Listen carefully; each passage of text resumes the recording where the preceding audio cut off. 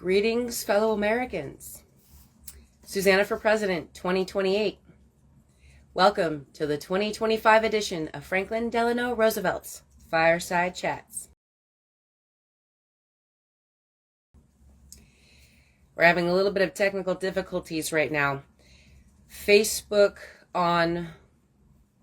events on my computer is not working, so I'm having to use my phone this time. I don't think that's going to be too much of a problem. So,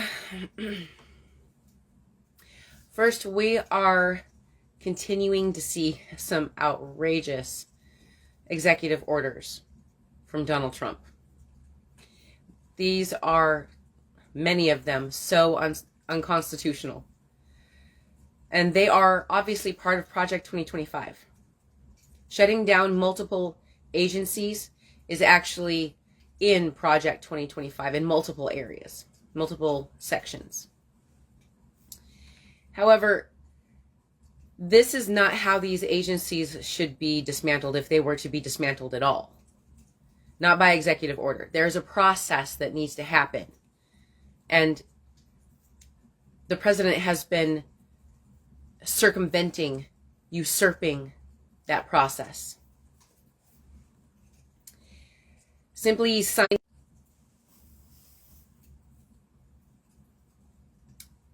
Apparently, we're having some connection issues.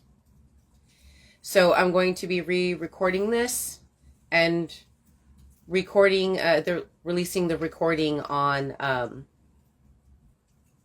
Wednesday. This way, we don't have so many problems with the connections. I'm not sure what's happening. It could be weather related.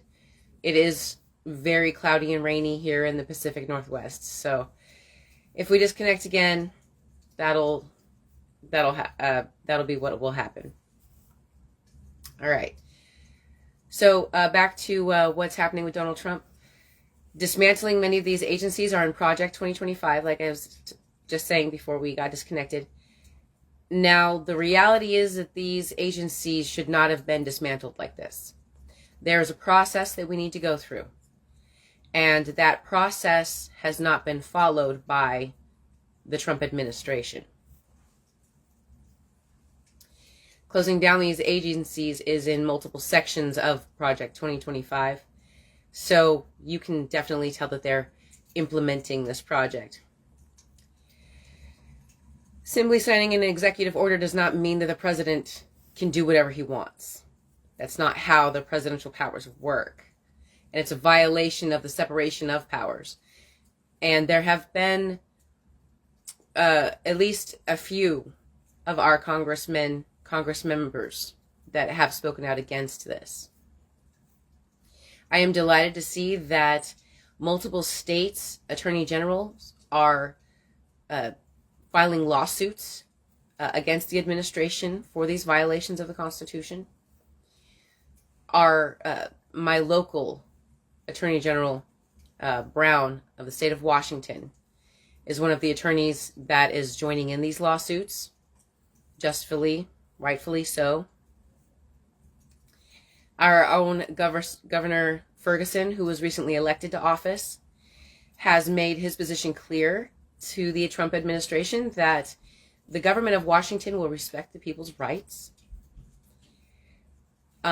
You have no idea how proud I am to live in Washington right now. The more people that file lawsuits against the administration for these violations of the Constitution, the violations of our rights, the better. It's a clear message. So, the sooner we can put a stop to it, the better. I do want to say that as far as any of this dismantling of the government, as far as the presidential campaign goes, I've never wanted to dismantle the government. Maybe shift some things around, but not dismantle. Not especially the way that Donald Trump is doing it right now. I do believe it is the responsibility of every president to look at each agency to ensure its integrity, its equality, and its continued worth, meaning how it benefits the nation. It's to ensure the protection of our nation. That's why we have these agencies. These agencies all help us function in some way or another. So dismantling them really takes a great toll on us all around. It's just as bad as the prison program that President Bush implemented during his administration after 9/11. It's a very big violation of our privacy.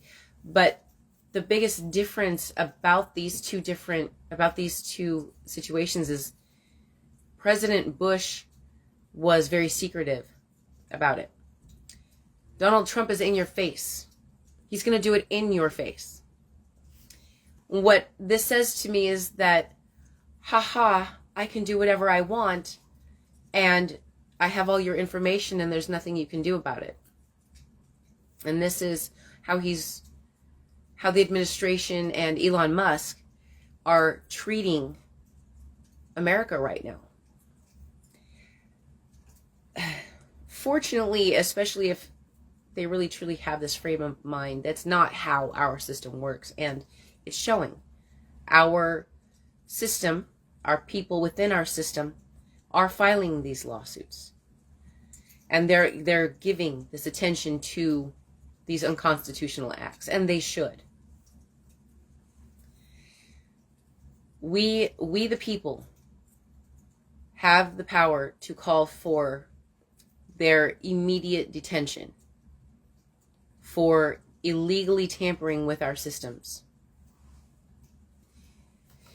It is a blatant violation of our right to privacy and protections against unreasonable searches and seizures. I am not the only one who's saying this. I am seeing videos daily of people who are saying the same thing that I am. This is all unconstitutional. These are violations of our rights. Elon Musk and Donald Trump do not have permission to have access to our individual information. If you feel like reposting, my viewers, obviously, if you feel like reposting someone else's video or make your own video statement, that's totally fine. If you want to make, or if you want to encourage others to do so, if you want to use chat threads to make your statement, put it out there. Put it out there. I personally do not give Donald Trump or the Department of Government Efficiency to have access to any of my information at all. And they are to destroy any copies of my information that they have downloaded. The more people that make these statements, the better. And it will send a clear message to Congress that we, the people, do not approve.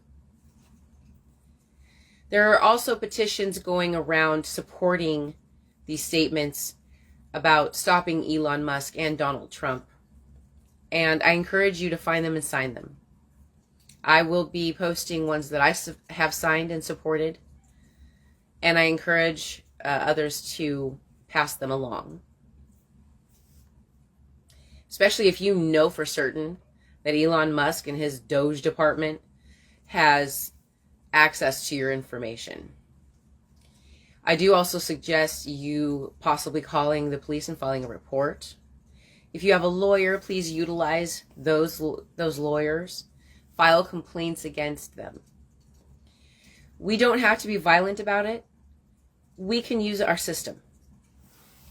And remember, the president is not actually immune from prosecution.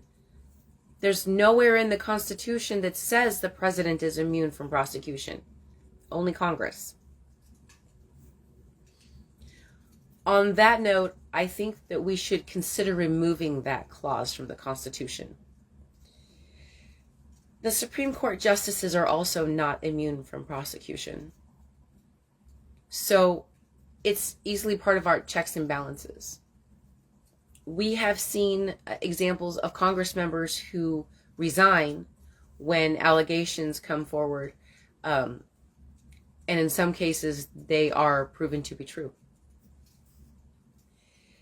I honestly, after watching this, I haven't decided if they have, or if they do this because they're trying to be secretive about it, or if they're trying to just basically not keep it in the spotlight. Maybe they're trying to avoid impeachment or a vote of no confidence.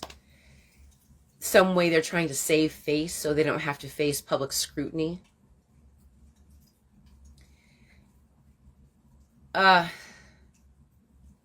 This is an additional amendment. There is an additional amendment that I may propose, but removing that specific clause may be a good idea to help us keep our checks and balances in order.